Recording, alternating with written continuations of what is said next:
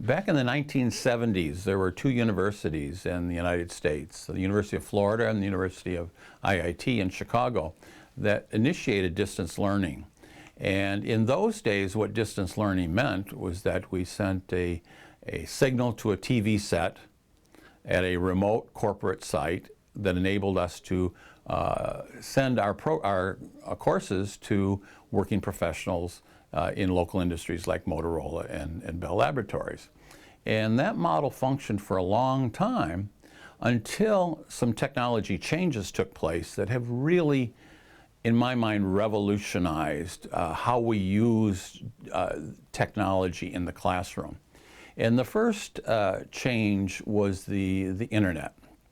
What the internet allowed us to do was to send the signal instead of it being radio wave or through some private networks, we were able to send the signal to via the internet to students' laptops. The impact of that is that it made it possible for us to offer our courses around the world.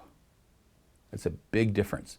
Prior to that, you could only offer your courses to companies that were within a small radius of your campus. And now we can offer courses around the world. So the net effect was we started a program in India of 200 employees of companies in Bangalore, India, and they all participate in our programs, and that's been going on for 15 years.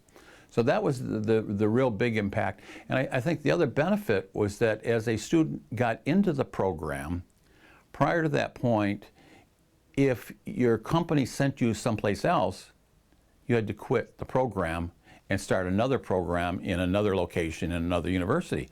And this was a game changer. What happened was that the students could continue and they could complete their degrees despite changing. And so to the point where I had a young student who went to work in Tokyo, and he finished the degree in Tokyo. So the internet played a key role. Since then, what has happened is in my mind, two key technologies. It's the device technology, the cell phones, the iPads, the laptops, and it's the software that has come into play. What has happened is that's given us the ability to change the way we teach. I'd add one other little note about having the internet and its technology come into play. We now have students who, in taking a course, will say, I can't sign up for that course because when it's offered, I have a conflict. I have a job, I have another class, but I really need that class to graduate, but I just can't take it. Well, they can sign up for two courses in the same time slot, one live that they go to, the other via the internet that they watch at a later point. And so that's given them much more flexibility in selecting courses. And I think one of the real keys from the student standpoint is our students watch the lectures over and over again. We've done recent studies in recent semesters of the activity, who's watching the course over the internet. 50% of the viewing of internet distance learning classes is by students who are in the live section of the class. So they want to hear it again and again. Yes. Until they understand it. That's just it. They want to understand it. And so the quality of education improves. How many times did you walk out of a class and somebody said, did you understand what the professor was saying today? And I go, no, but I'll go over the book, I'll go over it again, I'll ask questions, hopefully I'll learn it. Well, what's happening now is they're simply saying, I'll view the lecture over and over again until I understand it. And so what's interesting is you do see peak viewing before exams and before homework's due, okay, which says something. But that's a great value. It's a great service to provide the students, because if they did miss something, or if they were sick, you know, they missed class, they can still go over the material. So that's been the big benefit. Now, what has happened with the laptops and the cell phones, and particularly the software that has come into play, we've done what we call, we flipped courses. And I did my course for the first time. I flipped my course. What that means is that I pre-recorded all my lectures, and I recorded all my lecture notes, okay? Two problems I wanted to solve.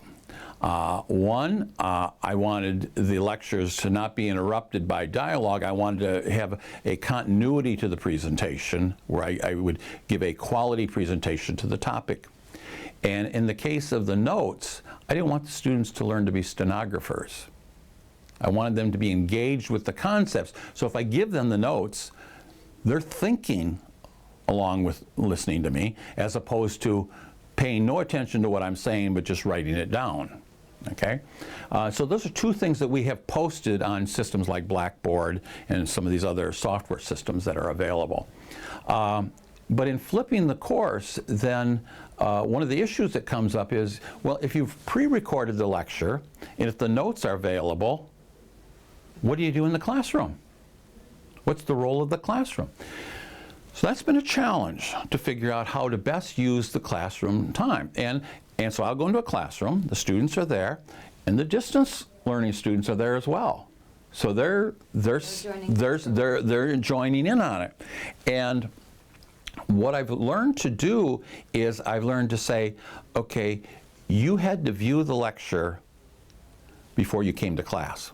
So that in class, what I can do is I can talk about the application of the concepts that you already understand.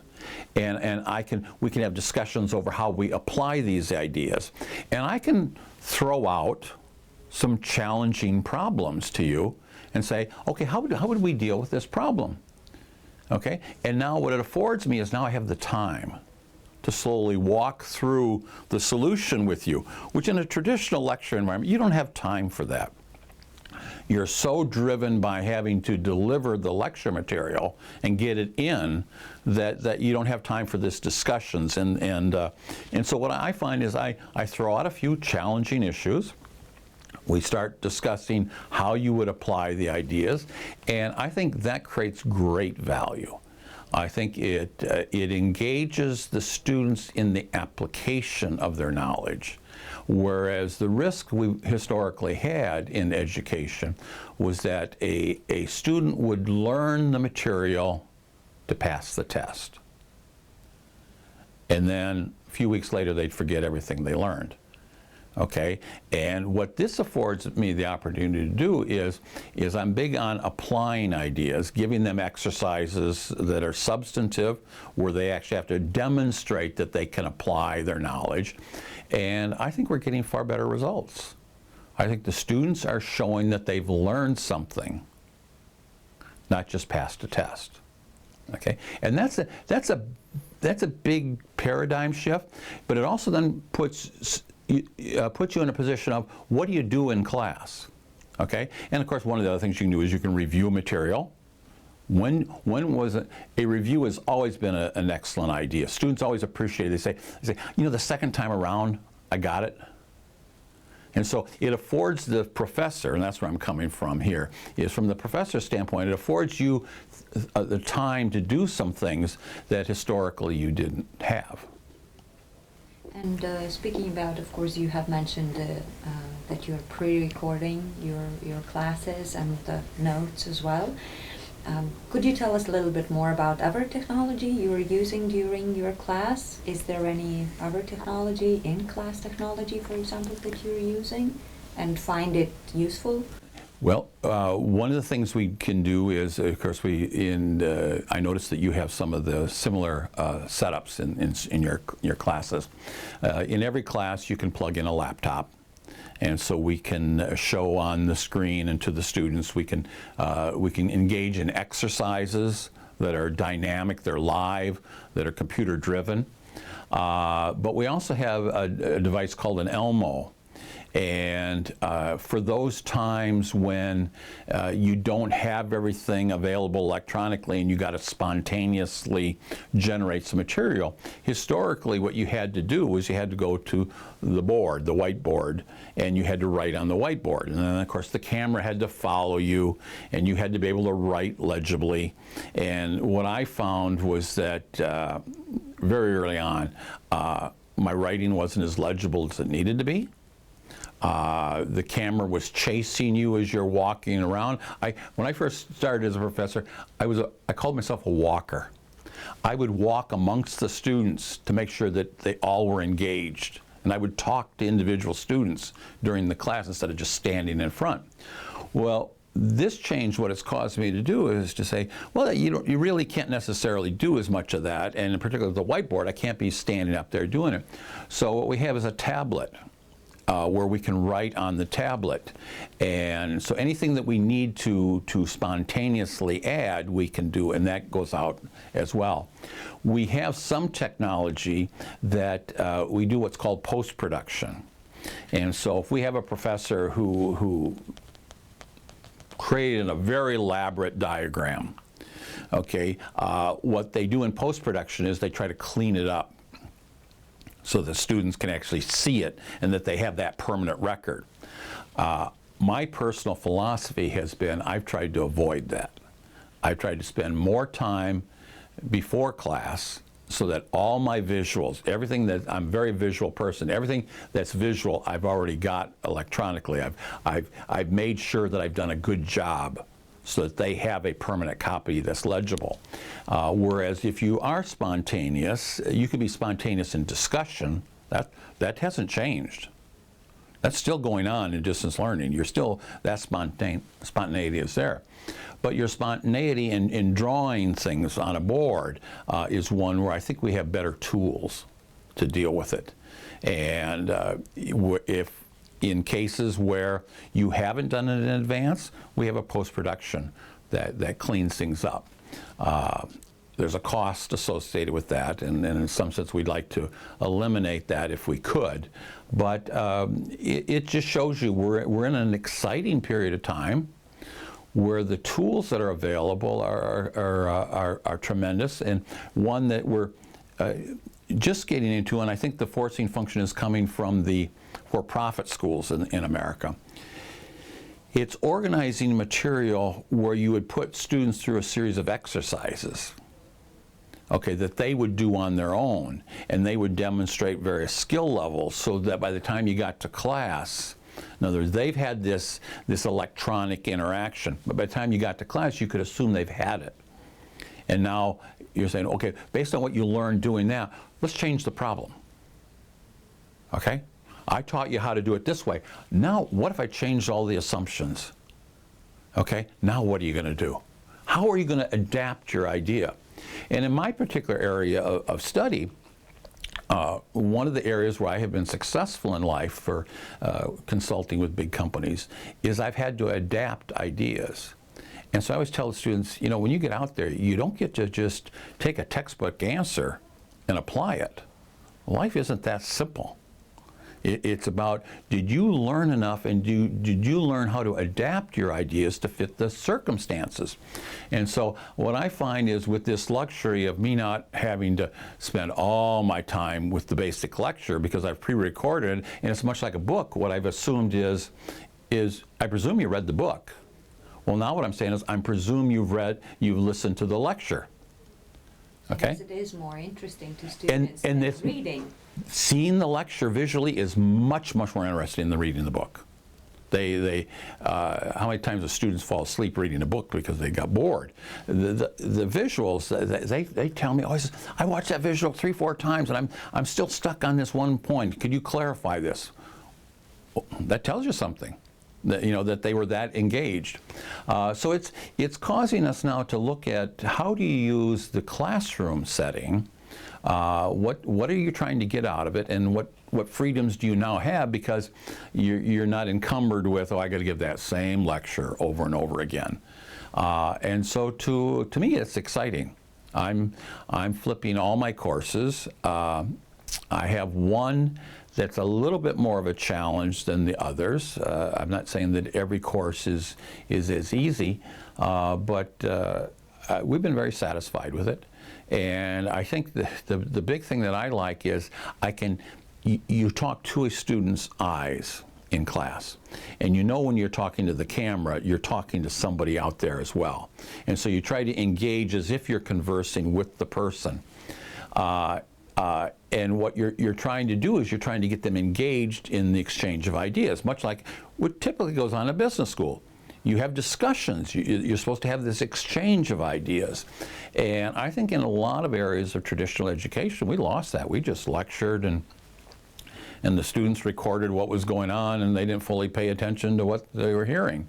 And so with this assumption now that they've watched the video, you go in and I think you can be much more engaging. So if there are professors many professors have very interesting ideas as to how education should work. I think this works well for them. I think it affords them to do things that they naturally would like to do, but they maybe in the past just didn't feel that they had the time to do it. So we have resistance at our university. Some of the older faculty are less excited about using the technology because they don't understand it. You know, how do I use that in the class? But the younger ones, it's overwhelming. The younger ones are leading the parade. They're doing things that us older faculty look at and go, now, how did you do that? You know, I like what you're doing. It's exciting. And so I think what's happening is some of the best professors are finding ways to adapt their teaching style to the technology. And the technology is making it easy to do a lot of things well. I would say that's a key. I have spent a lot of time over the years with examples, where I've got all the details of the examples so that I know that what the student have there is a good example. I didn't make mistakes. You know, it's well thought out. All the details that they need to have are there. And I think those are some of the advantages. So now what we're seeing is everybody feels like they're a winner. The faculty feels more empowered. The students are happier. And the original audience, which was the working professionals who were distance learners, they're happy because they're getting a better product too. And they now have the flexibility of, they don't have to make it to class. Okay? Now, where I come from is Chicago. It's a big city. Getting to class on time, if you're a working professional, there's no guarantee. So they appreciate the luxury of they can take the course on their terms. And the joke I always say is that younger people study later into the evening than my generation. And so what they do is they watch the videos over and over again in the middle of the night. And I go, what's wrong with that? You know, what you're seeing is students engaged in the process. They care about it. They're going to great lengths to learn more. I look at that and I go, I just won. You know, I've got them doing what I really want them to do. Okay. It is very interesting when you have mentioned once you start a class, you talk to students who are in class, but at the same time you talk to students who are participating online. And can you tell us a little bit more about this shift? Because this was a big shift, I guess, for you as a professor as well, because you are now teaching to two different audiences at the same time. I think that the big thing, and I want to be very careful on this one to make sure that it's not a perfect world, okay? That those students who can watch it live, you are actually engaged, and if it's more like video conference, so they're in rooms where you can actually see them, and so you, even though they're someplace else, you actually have that interaction with them. You still have, however, the student who's in a different time zone. So the kid who's in India is 12 hours away from me in Chicago. And when we first got started, I would get up and I would deliver lectures at 8 in the morning, and they would take it at 8 in the evening over in India. That was not a happy solution for either of us. They had to stay late at work. I had to get up and get to work early and give my lectures early. And so the time zone issue was a big problem for the true distance learner. And so you don't have that same interaction with them. And I have to be honest on that. You don't have that. But the issue is, what can you give them in terms of assignments, and what can you do outside the classroom to encourage the dialogue? And I think here's where the technology has come into play. I mean, at a minimum, you have email messages, you have chat groups, but even a chat group is going to be tough when, the kid who has a question and who's in India, say, and it's 2 o'clock in the morning my time, I'm in bed, I'm asleep. Okay, so he's not going to get me at that point in time. And so there are those hurdles, but that's been there from the beginning.